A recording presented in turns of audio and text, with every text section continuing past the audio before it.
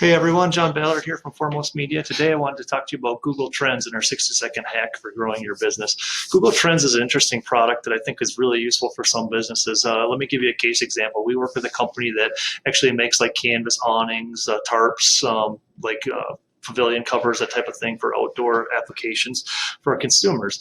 One of the things that they found is when there's severe weather in an area, they actually get a lot of search volume and a lot of orders about 7 days after that.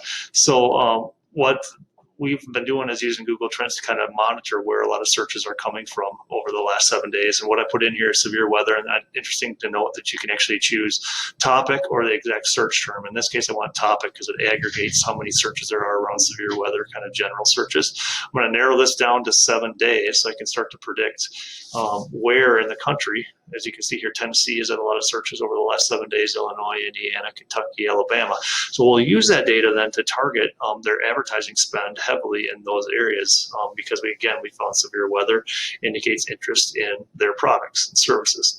So also they can use it to widen out when they should be spending money perhaps. So if I look at 2004 to present, I can see a trend, that looks like December, November, those some of these months historically, there's not a lot of searches for severe weather related topics. But then you can actually start to see June, July, August. Those are a lot of searches for those types of topics. So if I'm planning a budget for the year, I want to plan heavier in those months when there's a lot of search traffic for my products historically, and not so much in the months when there's not.